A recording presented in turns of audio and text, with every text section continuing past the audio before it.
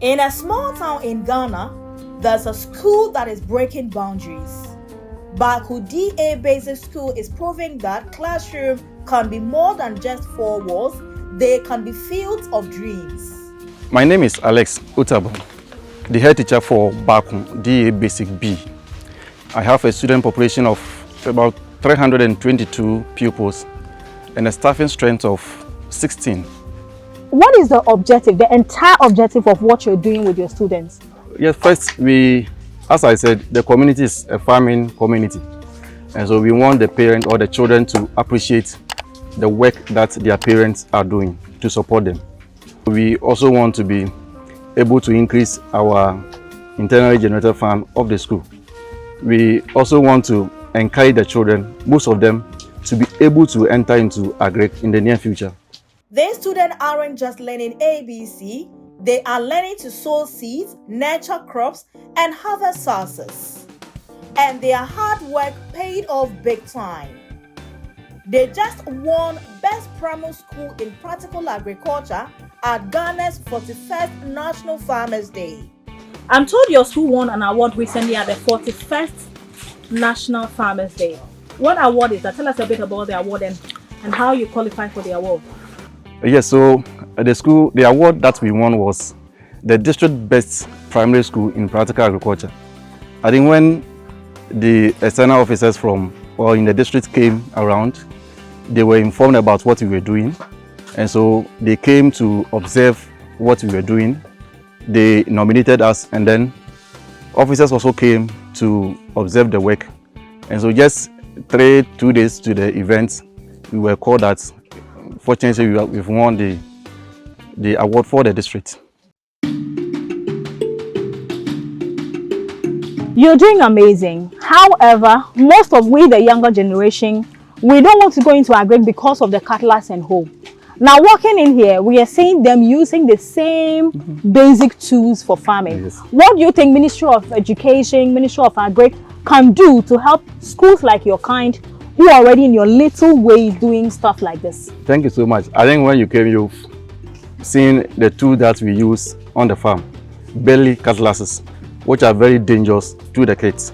And so we are appealing to government through Ministry of Education and then Ministry of Agriculture to support the schools that have already started doing something like what we've done here, so that it will motivate other schools to also come up.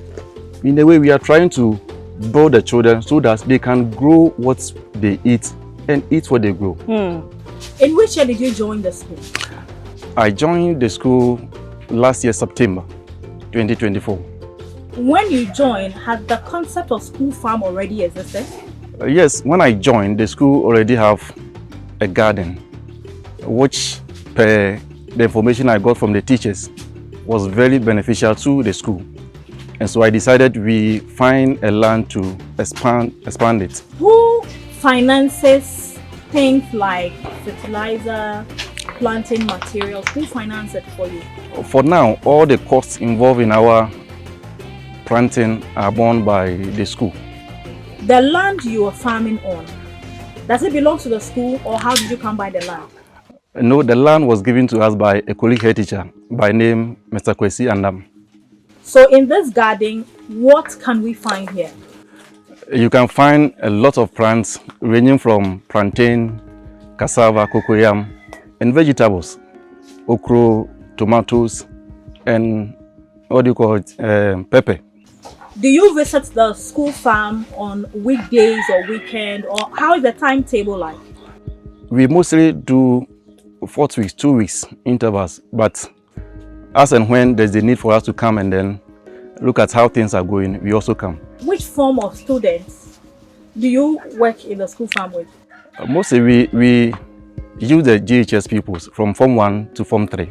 How are you able to convince them to follow you willingly to come and work in the farm? What do you tell them? For our community, most of the children here, their parents are farmers. And so convincing them or telling them to come and then work to appreciate the work that their parents do is not a difficult task for us to do. Doesn't bringing them to the farm interfere with the academics? As we know, education is about training the mind, the heart, and the hand. And so it's also part of the training we are supposed to give to the children. And so Fridays after second break, we bring them to the farm to also teach them or let them know, appreciate the work that their parents do. Do you think this is the way forward for Ghana to nurture the next crop of commercial small-scale farmers? I bet you yes, because I believe by the time they finish school, most of them will be happy to engage in gardening or farming as an occupation or as a work that is beneficial to them and the society. From planting maize to selling vegetables to the market and community, these students are getting hands-on. They are not just pupils, they are young farmers, leaders, and entrepreneurs. Who are your direct markets? From plantain, maize, we're sending this to cassava. Who are the direct buyers of what you grow here? Yes, our direct market are the local people here. We sell our maize, our plantain to them, and then they in turn take it to the district center to also sell.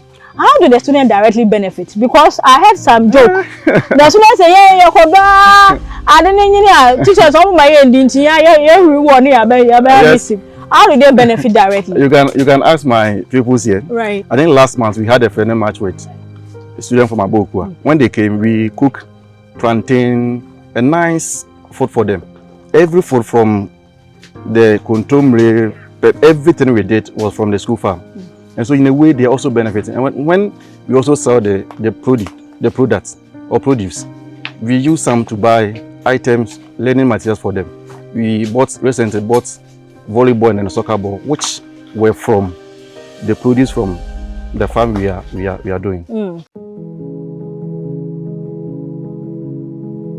Do you see yourself becoming a commercial farmer someday? One day, I'm hoping. That one day. You are likely to leave education and become a farmer? Not really living, okay. But as President said, yes, you can do multiple farming things. Farming is not for people who did not go to school. And so even if you're a teacher, whoever you are, you can also engage in farming.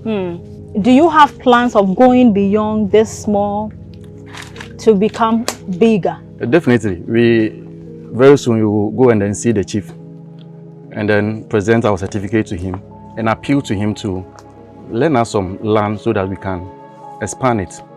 But I believe by next year, by the time you come here again, we have more than 5 acres of plantain and cassava farm here.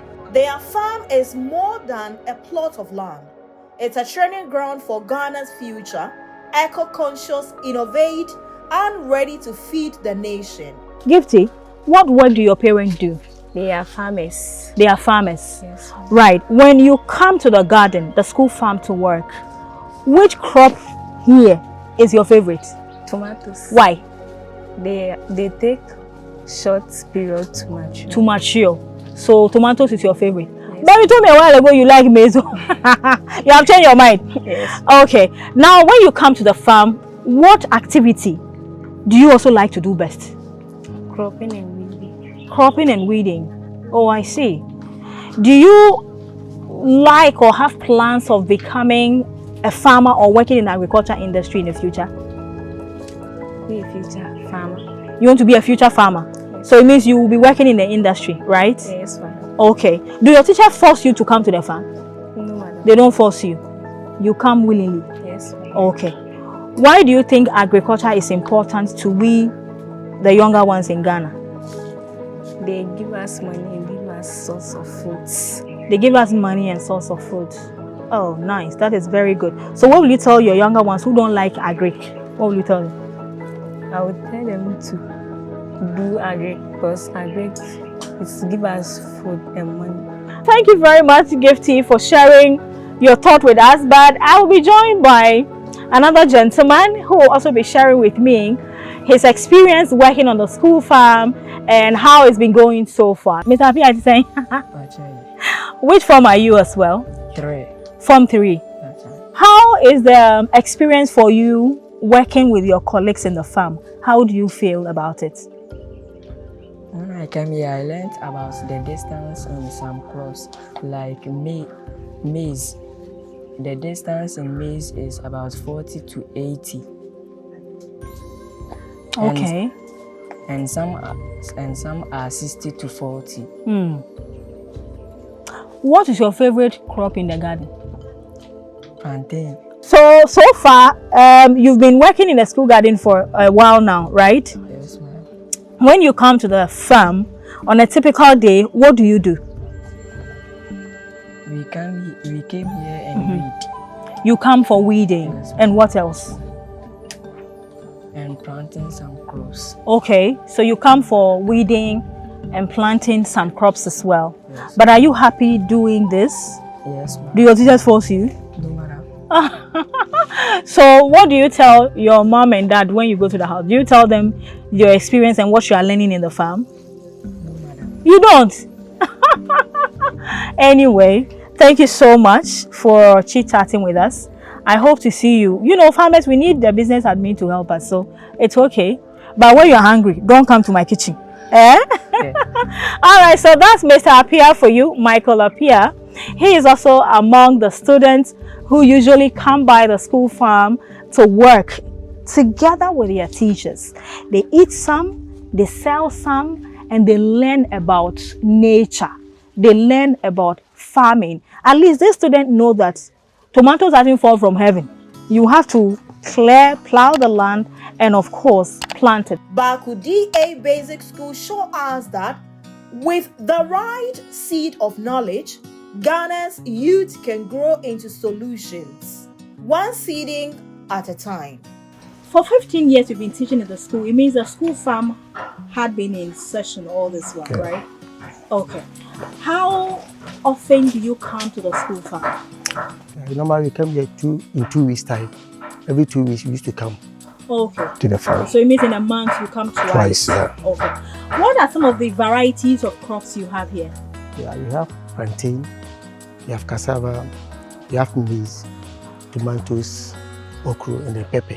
Now, when you walk in with the students, what do you assign them to do? Is it just about walking, reading, or there are specific roles you assign to them? When they come, we have a leader. So I instruct the leader. I give each of the groups, I lead them in groups. So each group have what he's supposed to do with the leader. Some used to weed around the items. Some of two also do cutting of the leaves of the plantain. Some of two plants. Do you do irrigation farming here or purely with? It's purely rain. Is it strictly organic or you use fertilizer? We don't use fertilizer, it's organic. How do you feel, nurturing and training and working with these young ones in the school farm? I feel good when I'm with them.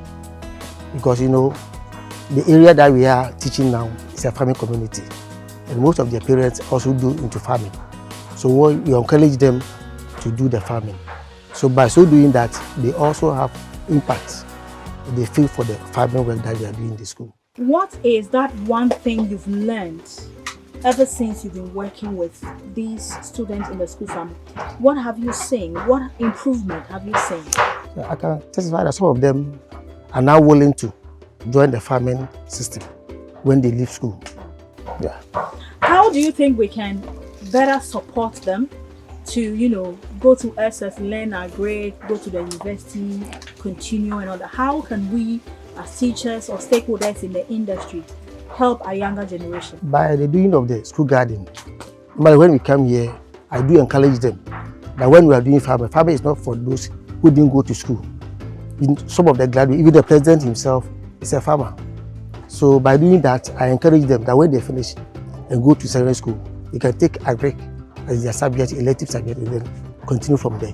What has been the most funniest question one of these students have asked you? Maybe you are on the farm working, or you ask them to come. What has been the most funniest question somebody has asked you before? I can't remember one of the students said farming, they say, when one go school anymore. Then I told the boy that no, it's not for those who didn't go to school. We are students, we are in school, but we are still doing farming. So that doesn't mean that when you don't go to school, then you are used to farming, no. How can we change the mindset about what you just said? What else do we do to change the mindset of students about agriculture? As far as agric is part of the subject that they are learning in school, during the lesson, and then when you come to the farm too, we encourage them that farming is very good, and what we are eating it from the farm. So I do that to encourage them.